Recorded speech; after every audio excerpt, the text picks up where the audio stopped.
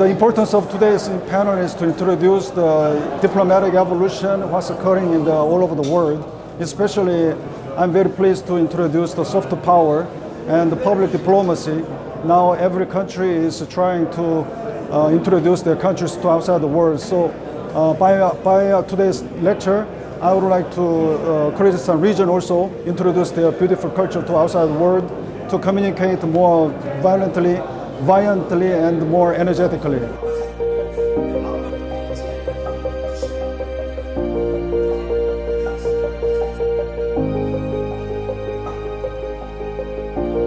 دیارە هەر بۆ پێشخستنی هەر لایەنێکی فەرهەنگی یا هەر بوارێکی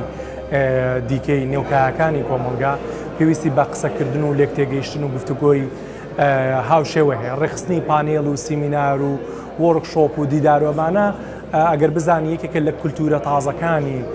هەموو بوارەکان لە بواری بزنسا یا هەبواری فەرەنگیە بۆ مۆسیقای کوردی و ڕێخستنی پانێڵی میوزیکی بۆ مۆسیقای کوردی یەکێکی تریان لەو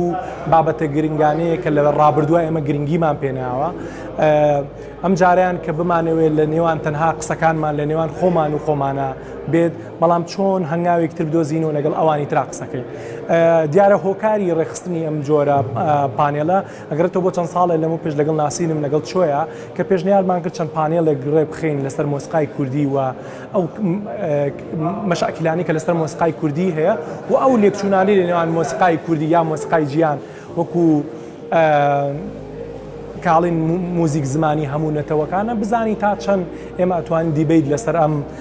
بارانە بکەین و لەگەڵیشیا ئەو گرفت و لایەنانەی کە لەسەر مۆسیقای کوردی بیخینە ڕوو و قسەکردن گفتوگۆکردن ببێ بە یەکێک لەو کارانی کە پێویستە بێتە نێوکایی مۆسیقای کوردیەوە چکە خۆتان نەزان لە ڕووی بابەتی نووسین لێکۆڵینەوە کتێب دەربارەی موزیک ئەم بابەتانە کەمترین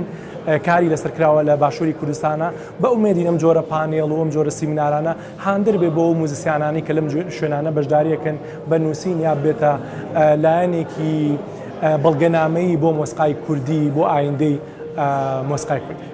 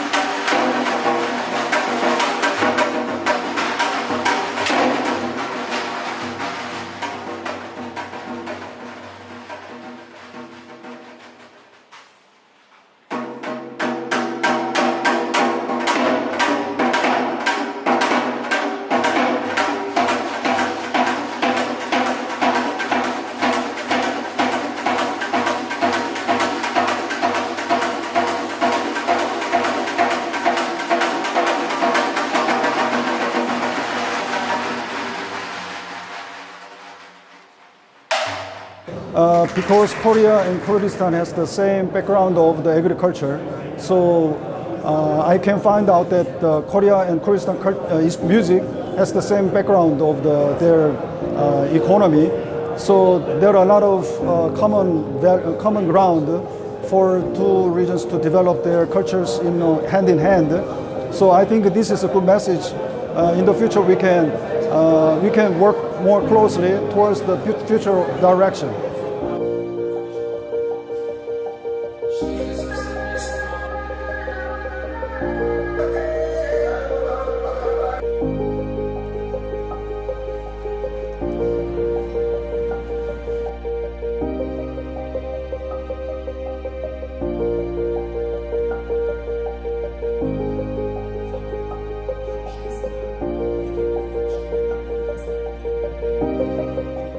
بە پێی و تیۆرانی کە لەسەر مۆسیقا باسەکرێت یەکێک لەوانەی کە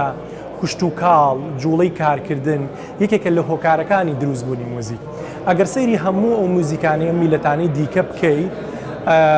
هەستەکەی هاوبەشیەکەیە، چونکە ئەگەر ئەو وڵاتانی کە سەرکاریان لەگەڵ کوشت و کاڵا هەیە لەگەڵ ئەو وڵاتانی کە لەوانەیە لەگەڵ ماسیگرتنا سەرکاریانە بێ جیاوازیەکەیە، بەڵام ئەو وڵاتانی کە هەمویان کوشت و کاڵین یا باوەڕیان بە کارکردنی هەرەوەزی هەیە جۆری ڕتواڵە ئاینەکانیان یا بوارە فەرهەنگیەکانیان زۆر نزیکە و دوای ئەوە مرۆڤایەتی مرۆڤ لە هەر قاڕەیەکی دنیاە بێ مۆسیقا جۆرێک لە کللتوری خۆیە، بەڵام موزیک یا کەڵچەری موزیک لە نێوان هەموو میلەتەکانە نزیکیەکی زۆر هەیە، چونکە بەشێکە لە مرۆڤایەتی و دەربڕینی هەستەکانی ئینسانە بە شێوەی دەنگ لەوانەیە بەشێک لە هەستەکانی مرۆڤ بە شێوەکاری بێ یا بە نووسین بێ، بەڵام مۆسیقا ئەو زمانی جەستە و ئینسایدەیەکە ئێوە بێنێت دەرەوە بۆیە بە دڵنیایی هاوبەشێکی ئێجگار زۆرمان هەیە لە نێوان هەموو نەتەوەکانی دنیا نەک تەنها کۆریای باشوور.